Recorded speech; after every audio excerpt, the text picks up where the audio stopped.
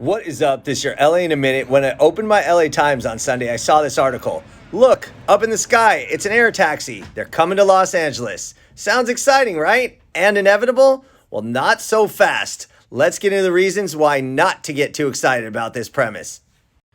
Now, this sounds amazing. Imagine avoiding your soul-crushing hour-long slog, whether it's from Santa Monica to downtown, the east side to the west side, the valley to El Segundo, wherever you need to go. Instead, you get a high-tech cab, a helicopter that'll hop over the gridlock and get you there in 9 minutes. Wow. Los Angeles transportation officials are preparing for this new era and expect drone-like electric air taxis to be operational by the time the 2028 Summer Olympics roll around, if not sooner. It seems like they're moving this thing forward. The Department of Transportation released a report last year looking at potential regulations the flying taxis could face, including noise levels, permits, how the overhead flights could affect the communities below, equity of access, and connection to other transport nodes.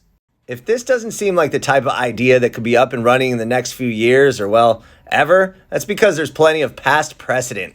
In the book Yesterday's Tomorrows by Joseph Korn and Brian Horrigan, in 1943, the helicopter seemed to promise wings for city dwellers who might land atop their apartments or office buildings. Unfortunately, helicopters were, and still are, very difficult to fly, relatively unsafe, noisy, and energy inefficient. The news on the air taxi front was pretty quiet for the next 60 plus years until 2010 when Google co-founder Larry Page launched Kitty Hawk, a fully electric, self-piloting flying taxi promising to transport millions of people within the next few years.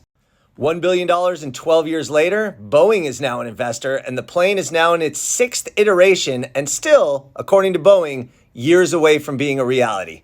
In 2016, Uber launched Elevate, an air taxi service in Dallas, with LA expected to be the next city. How did that work out? Well, in 2020, Uber sold that business to Joby, saying that, quote, the air taxi business is at least a couple of years from taking off. Internationally, in 2017, Dubai's Road and Transportation Agency planned to launch trips via air taxi, with the Prime Minister of the UAE saying he wanted 25% of all passenger trips to be made in driverless air vehicles by 2030. As of December 2021, however, a grand total of 0 air taxi flights had been completed in Dubai.